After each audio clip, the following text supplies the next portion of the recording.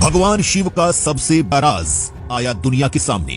जानिए क्यों भगवान शिव आज भी शमशान घाट में रहते हैं। जानिए गृहस्थ होने के बावजूद भी महादेव को शमशान घाट और भूत प्रेत इतने प्यारे क्यों हैं। भगवान शिव के इस महान राज को जानने के बाद आप भी शमशान घाट में जाकर रहना शुरू कर देंगे। सनातन धर्म का सबसे बड़ा राज आज तक हमसे छुपाया गया। दोस्तों, भगवान भोलेनाथ जितने भोले हैं उतने ही राजों से भरे भी हुए हैं, क्योंकि दोस्तों गृहस्थ होने के बावजूद भी भगवान शिव शमशान घाट में रहते हैं। जी हां दोस्तों, वही शमशान घाट जहां पर दिन रात मुर्दा लोगों की चिताएं जलती हैं, जहां पर रात होते ही चीखने चिल्लाने की आवाज आती है, जहां पर हमेशा भूतों का ही बसेरा रहता है, जहां पर अघोरी रात को मुर्दों का मांस खाते हैं और जहां पर जाने के नाम पर किसी भी आम इंसान की रूह कांप जाती है। लेकिन दोस्तों, अब बात आती है कि गृहस्थ होने के बावजूद भी भगवान भोलेनाथ शमशान में क्यों रहते हैं। तो दोस्तों, इसके पीछे इतनी गहन बात छुपी है जिसका अंदाजा भी आप नहीं लगा सकते। दोस्तों, एक बार माता पार्वती भगवान भोलेनाथ के शमशान घाट में रहने से दुखी होकर उनसे कहती हैं कि आप शमशान घाट में क्यों रहते हैं।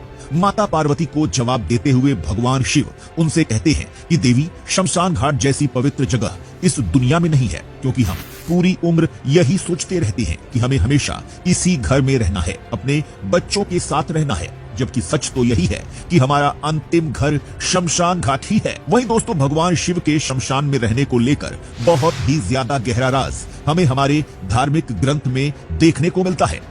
दोस्तों, आप सब जानते हैं कि सनातन धर्म में शिव जी को सृष्टि का संहारक माना गया है। जैसे परमपिता भगवान ब्रह्मा सृष्टि की रचना करते हैं, भगवान विष्णु सृष्टि का पालन करते हैं, वहीं भगवान शिव कलयुग का अंत होने पर सृष्टि का संहार करते हैं और कलयुग के अंत में भगवान शिव तांडव करके अपनी तीसरी आंख से पूरी दुनिया को भस्म कर देते हैं। और दोस्तों, शमशान घाट में भी आदमी के मरने के बाद जब उसकी लाश को जलाया जाता है तो उसका शरीर भी पूरी तरह से भस्म हो जाता है और शमशान में जीवन का अंत होता है।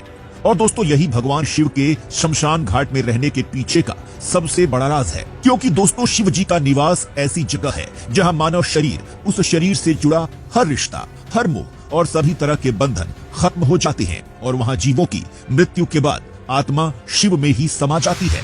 इसीलिए शिव शमशान में वास करते हैं और शमशान के देव कहलाते हैं। लेकिन दोस्तों, बात यहाँ खत्म नहीं होती, क्योंकि भगवान शिव ने ये कभी भी नहीं कहा है कि हमें अपने सांसारिक कामों को छोड़कर पूरी तरह से शमशान घाट में जाकर बस जाना चाहिए या फिर अपने गृहस्थ जीवन को नहीं निभाना चाहिए। इसके उलट दोस्तों, भगवान शिव कहते हैं कि गृहस्थ होते हुए भी शमशान में रहा जा सकता है और हर इंसान को संसार में रहते हुए अपने हर कर्तव्य को पूरी निष्ठा के साथ निभाना चाहिए। लेकिन इसके लिए मोह माया में बंधे रहने की कोई भी जरूरत नहीं है। कुल मिलाकर दोस्तों, भोलेनाथ कहते हैं कि ये संसार नश्वर है और इसलिए आपके जीवन में मौजूद हर चीज एक दिन नष्ट हो जाएगी और इसलिए संसार में रहते हुए भी किसी से मोह नहीं रखना चाहिए।